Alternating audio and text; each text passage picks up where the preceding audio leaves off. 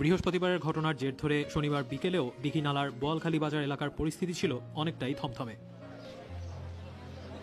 বাজার এলাকায় পাহাড়ি ও বাঙালিদের অনেকেই উপস্থিত ছিলেন, কিন্তু দুই পক্ষের মধ্যেই যে এক ধরনের চাপা ক্ষোভ বিরাজ করছিল তা ছিল স্পষ্ট।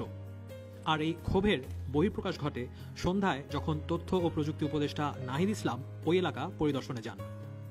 মিস্টার ইসলাম ক্ষতিগ্রস্ত এলাকা পরিদর্শনে আসার পর স্থানীয় বাঙালিরা তাদের অসন্তোষের কথা জানায়। তারা অভিযোগ করে যে বৃহস্পতিবার তাদের শান্তিপূর্ণ মিছিলের উপরে গুলি ছড়ে পাহাড়ি সশস্ত্র সংগঠনের কর্মী।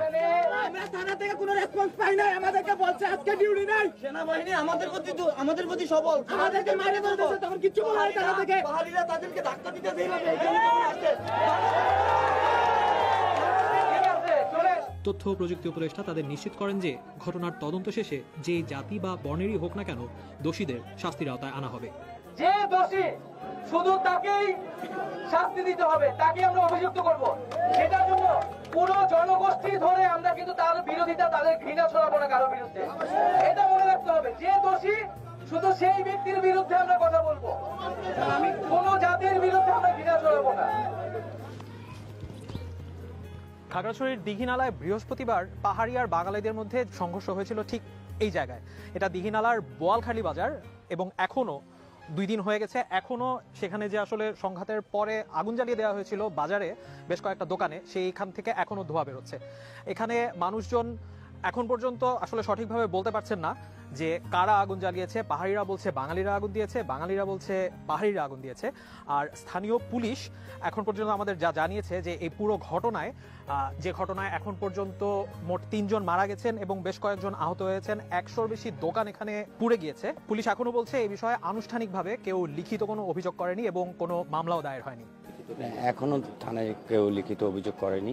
গাড়ি ঘোড়া একটু কম চলতেছে, কিন্তু দোকানপাট খোলা আছে, বাজারে বিভিন্ন দেখবেন দোকানপাট খোলা আছে, কিছু যানবাহন চলতেছে এবং পাহাড়ি বাঙালি মোটামুটি এখন অনেক শান্ত আছে। বৃহস্পতিবারের সংঘর্ষের পর বাজারের দোকানগুলোতে আগুন কারা দিয়েছে তা নিশ্চিত করে কেউই বলতে পারছেন না। এই যে কে আগুন দিল, আমরা তো দেখলাম যেখানে মারামারি, তখন আমরা তো থাকিনি, আমরা দোকানদার তো আমারে চলে গেছি।